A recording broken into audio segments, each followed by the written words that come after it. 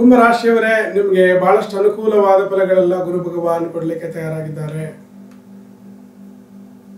ಯಾಕಂದ್ರೆ ನಿಮಗೆ ಧನ, ಕುಟುಂಬ, ವಾಕು, ವಿದ್ಯಾಫಲ, ಕಣ್ಣಿನ ಸ್ಥಾನ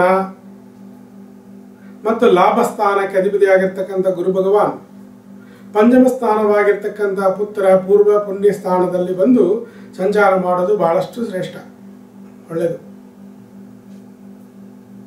ನಿಮಗೆ ಮಾನಸಿಕ ಧೈರ್ಯ ಚೆನ್ನಾಗಿ ಬರುತ್ತೆ, ಮೈಂಡೆಲ್ಲ ಶಾರ್ಪ್ ಆಗುತ್ತೆ, ಅಲರ್ಟ್ ಆಗ್ತೀರಿ. ಫಿಸಿಕಲ್ ಎನರ್ಜಿ, ಮೆಂಟಲ್ ಎನರ್ಜಿ ಎರಡು ಒಂದಿಗೆ ಸೇರಿಕೊಂಡು ಕೆಲಸ ಮಾಡುತ್ತೆ. ಅವಾಗ ಗ್ಯಾರಂಟಿ ಸಕ್ಸಸ್ ಸಿಗುತ್ತೆ. ರಿಲ್ಯಾಕ್ಸ್ ಆಗಿ ನೀವು ಕೆಲಸ ಕಾರ್ಯಗಳೆಲ್ಲ ಮಾಡ್ಕೊಂಡು ಬರ್ತಾ ಇರ್ತೀರಿ. ಅದರಿಂದ ಹೆಚ್ಚಿನ ಬೆಳವಣಿಗೆಗಳು ನಿಮ್ಮ ಜೀವನದಲ್ಲಿ ಕಾಣುತ್ತೆ. ನಿಮಗೆ ಶುಭ ವಿವಾಹ ಫಲಗಳು, ಫೈನಾನ್ಷಿಯಲಿ ಡೆವಲಪ್ಮೆಂಟು, ಒಳ್ಳೆಯ ಉದ್ಯೋಗ ಫಲಗಳು, ಮಾನಸಿಕ ನೆಮ್ಮದಿ ಎಲ್ಲ ಸಿಗುತ್ತೆ. 28/5/2013 26 ಜೂನ್ ವರೆಗೂ ಮಂಗಳನ ನಕ್ಷತ್ರದಲ್ಲಿ ಗುರು ಭಗವಾನ ಸಂಚಾರ ಅಷ್ಟೊಂದು ಅನುಕೂಲ ಇಲ್ಲ.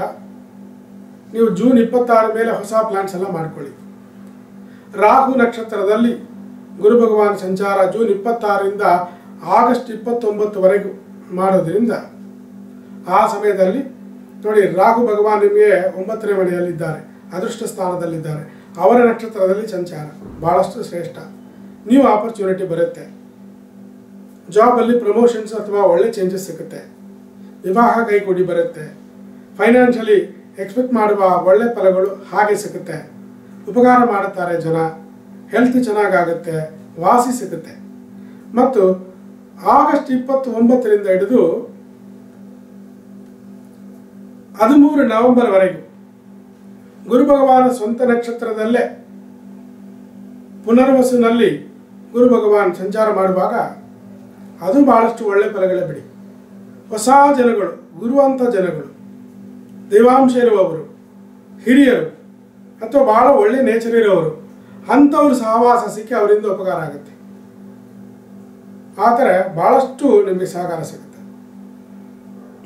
ವಿವಾಹ ಮತ್ತು ರಿಲೇಷನ್ಶಿಪ್ಪು ಇದರಲ್ಲಿ ಅನುಕೂಲ, ಶುಭ ಫಲಗಳು ಕೈಗೂಡಿ ಬರುತ್ತೆ, ಹೆಚ್ಚಿನ ಲಾಭ ಸಂಪಾದನೆ ಸಿಗುತ್ತೆ ಮತ್ತು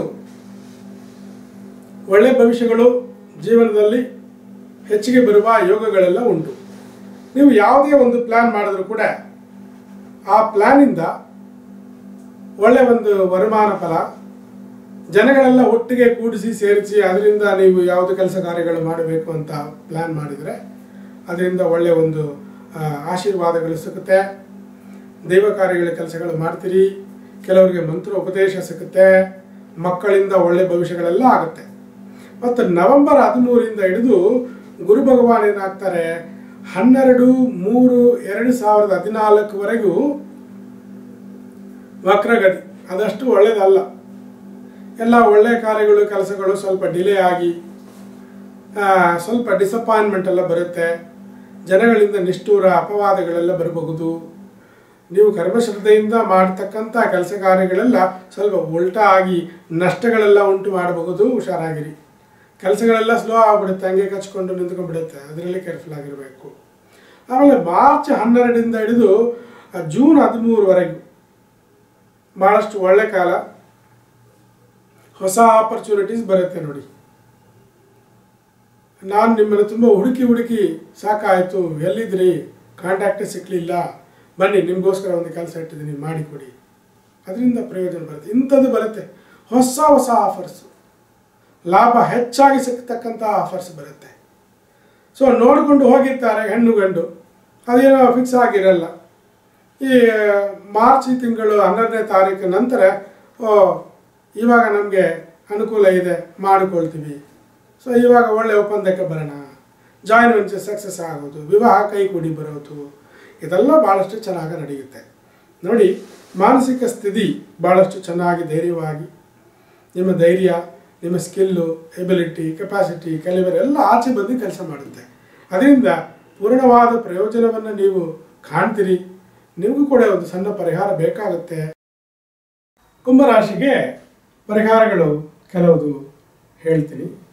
ಗುರುವಾರದಲ್ಲಿ 3 ವಿಧವಾಗಿರ್ತಕ್ಕಂಥ ತೈಲಗಳನ್ನು ಮಿಕ್ಸ್ ಮಾಡಿ ಗುರು ಭಗವಾನಿಗೆ ದೀಪ ಹಚ್ಚಿ ಮತ್ತು ಹಸುವಿಗೆ ಅನ್ನದಾನ ಮಾಡಿದಾಗ ನಿಮ್ಮ ತೊಂದರೆಗಳು ಕುಂದುಕೊರತೆಗಳೆಲ್ಲ ಸರಿ ಹೋಗುತ್ತೆ. ಭಾಳಷ್ಟು ಒಳ್ಳೆ ಪರಿಹಾರ ಇದು. ಮಾಡಿ ಒಳ್ಳೆ ಫಲಗಳನ್ನು ಸ್ವೀಕರಿಸ್ಕೊಳ್ಳಿ. ಶುಭವಾಗಲಿ.